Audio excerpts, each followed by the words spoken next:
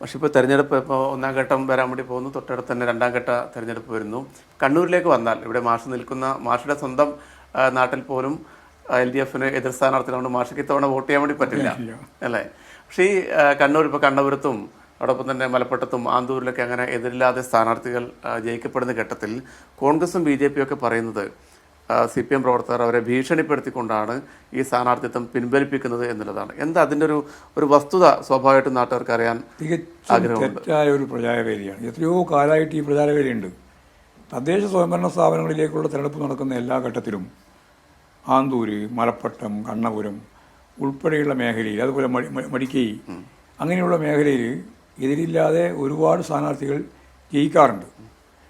ഇപ്പോൾ ചില മാധ്യമങ്ങൾ പറയുന്നത് പാർട്ടി ഗ്രാമങ്ങളാണ് എന്നാണ്. ഇപ്പം മൊറാഴയെ സംബന്ധിച്ച് പറഞ്ഞാൽ മൊറാഴ ഉൾക്കൊള്ളുന്നതാണ് ആന്തൂര്.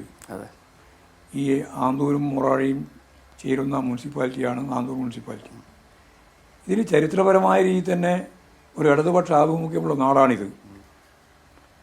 ഒരുപാട് കമ്മ്യൂണിസ്റ്റ് മഹാരഥന്മാർ, കൃഷ്ണപിള്ളയെ പോലുള്ള ആളുകൾ, മൈക്കിൾ കുഞ്ഞിക്കണ്ണൻ വൈദ്യരെ പോലുള്ള ആളുകൾ, CH നാരായണ മാസ്റ്റർ പോലുള്ള ആളുകൾ, ഇവരെല്ലാം യഥാർത്ഥത്തിൽ കേന്ദ്രീകരിച്ച് പ്രവർത്തിച്ച് നയിച്ച ഒരു പാർട്ടിയും പ്രസ്ഥാനവും ഉള്ള നാടാണ്. ഇനി KN പെരിയാരായാലും പിന്നീട് പാച്ചേനി കുഞ്ഞിരാമൻ ഉൾപ്പെടെയുള്ള നേതാക്കന്മാർ, ഇവരെല്ലാം നാടല്ലേ ഇത്.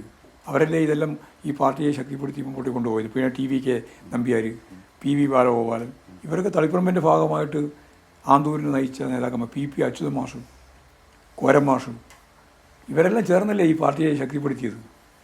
PIV ചാത്തുകുട്ടി നമ്പ്യാർ, ഇവരെല്ലാം ഈ മൊറാഴിയുടെ ഏറ്റവും പ്രധാനപ്പെട്ട പ്രവർത്തകരായിട്ട് വന്നെയാണ്.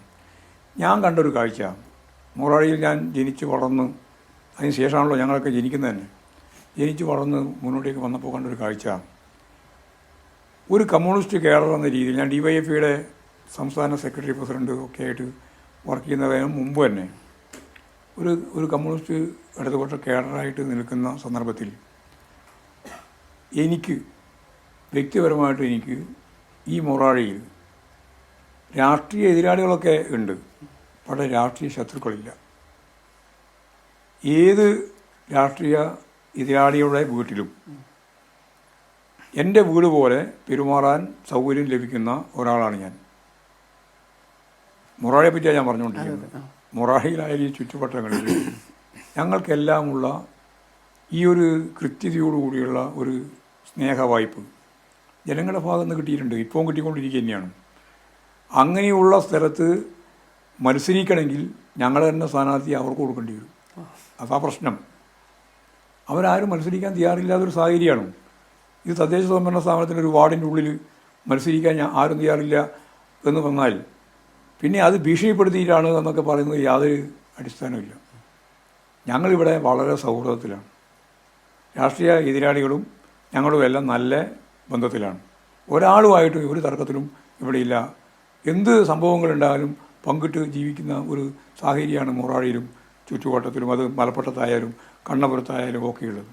ദേശീയ പ്രസ്ഥാനത്തിൻ്റെ ചരിത്രത്തിലെ ഇതിഹാസ തുല്യമായ പോരാട്ടത്തിന് നേതൃത്വം കൊടുത്ത ഒരു നാടെന്ന രീതിയിൽ ഈ നാട് സൂക്ഷിക്കുന്ന ഒരു പാരമ്പര്യമുണ്ട്. ആ പാരമ്പര്യം ഞാൻ ഈ പറഞ്ഞതാണ്.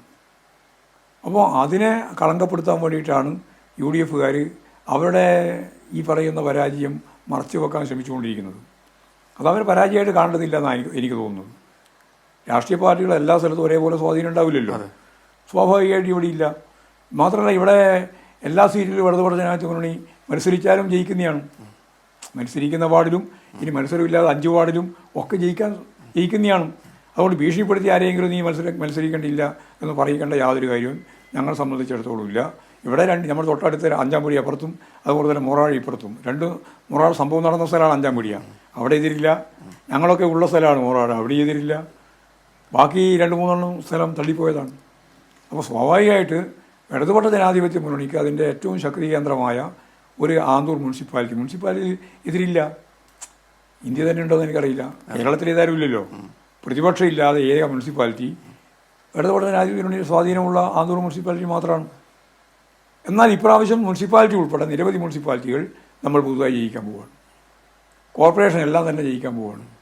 ജില്ലാ പഞ്ചായത്തിൽ അപൂർവം ജില്ലാ പഞ്ചായത്ത്, ഞാനിപ്പം ചില പഞ്ചായത്തുകളെ ഞാൻ പേരെടുത്ത് പറയുന്നില്ല, കാരണം അവിടെയും മത്സരമുണ്ടല്ലോ.